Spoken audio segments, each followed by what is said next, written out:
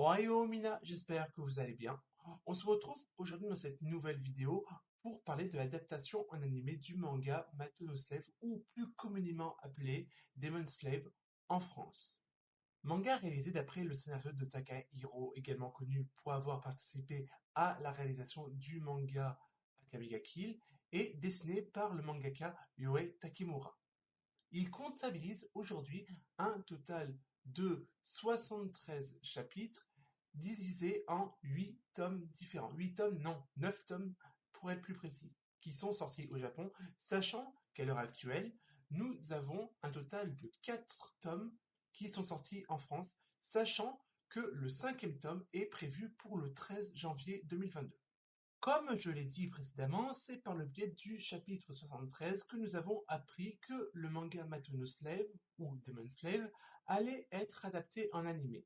Et franchement, pour moi, c'est une énorme surprise, sachant, dans un sens, que je pensais, pour être tout à fait franc avec vous, que ce manga ne serait jamais adapté en animé, parce que, concrètement, pour moi, à l'intérieur du manga de Mateno Slave, il y avait trop d'éléments qui ne permettait pas à une adaptation en animé.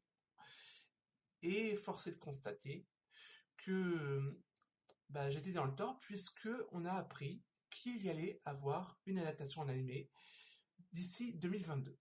Alors là, c'est la petite cerise sur le gâteau par rapport à tout ce qui a été déjà annoncé. Et là, je serais tenté de dire que why not?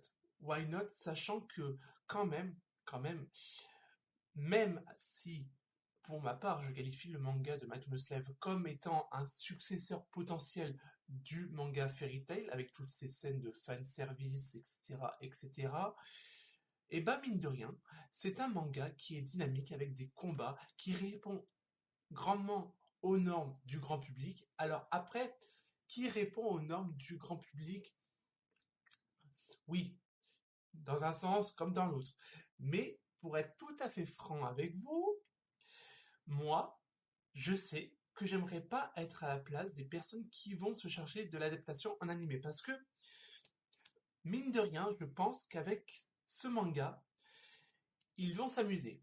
Surtout la personne en charge de la série, je pense que ça va être assez chaud. Franchement, dans le mauvais sens du terme, ça va être assez chaud par rapport au contenu et surtout par rapport au fait de faire une adaptation en animé cohérente avec le manga. Pour les diverses personnes qui ne connaîtraient pas le manga, je vais me permettre de faire un petit résumé synthétique. L'histoire nous emmène dans la dimension de Mato, un lieu où on a la possibilité d'obtenir des super pouvoirs à travers une ressource qui s'appelle la pêche. La pêche confère aux femmes des super pouvoirs pouvant combattre des monstres qui se trouvent dans la dimension du Mato qui s'appellent les Shuki. Fait important à notifier, c'est que les Shuki sont responsables d'événements paranormaux qui se déroulent, eux, dans le monde réel. Et donc, par rapport à ça, le gouvernement a mis en place une unité appelée l'unité d'escadron anti-démons, composée uniquement de femmes ayant reçu le pouvoir de la pêche, ayant pour mission de combattre ces Shuki. L'histoire nous emmène auprès de Yuki Iwakura qui va sortir d'une journée tout à fait banale après le lycée, sachant que c'est un élève de terminale, et il va être plus ou moins propulsé vers la dimension de Mato, dimension où il rencontrera bien évidemment les Shuki, ainsi qu'un nouveau personnage, une jeune fille qui s'appelle Kyuka Uzen, qui s'avère être la chef, la commandante de la 7e section de l'escadron anti-démon. Lorsque l'on lit le manga, on va apprendre que quand Yuki acceptera la proposition de Kyoka de devenir son esclave, on va voir que Yuki va se transformer en une sorte de monstre qui va permettre à ce dernier de combattre et terrasser les différents Shuki présents sur le terrain. Après avoir combattu les différents Shuki présents sur le terrain avec Kyoka, sa dernière amènera Yuki au QG de la 7e section de l'escadron anti-démon. Là où Yuki rencontrera les autres personnages rattachés à l'escadron. Il s'agit de Imari, Chouchou et Nei. Cette adaptation en animé se fera à travers le studio de Seven Arc qui était en charge à l'époque de l'animé Trinity Seven et de l'anime Tonikawa, qui est un animé franchement à voir. Franchement, si vous avez le temps, si vous ne les avez pas vus, cet animé-là, allez voir l'anime Tonikawa. C'est une petite pépite et franchement, il est magnifique. Et en plus, il est disponible en VF. Donc, n'hésitez pas à aller le voir. Je vous le recommande grandement. Maintenant que tout cela est dit, nous allons pouvoir faire une petite rétrospective de tous les éléments que nous savons déjà, et il y en a quand même pas mal. Nous savons déjà dans un premier temps que l'anime sera réalisé par le studio Seven Arc. Bon, là, je me répète, rien de nouveau en soi. Deuxième chose, nous savons que l'anime sortira courant 2022. Nous savons également que nous allons avoir plus ample information sur l'anime entre le 18 et le 19 décembre 2021, date à laquelle se déroule le Jump Festa 2022.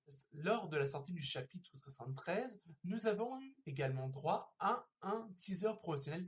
Enfin, je ne sais pas si on peut qualifier ça de teaser promotionnel, puisque concrètement, c'est une espèce de vidéo annonce qui nous annonçait que nous allons avoir plus ample information au cours de cette date du 18 au 19 décembre 2021. Voilà, c'est tout. Donc, est-ce que le 18 et le 19, on aura un véritable trailer de l'anime et une date de sortie? Pourquoi pas?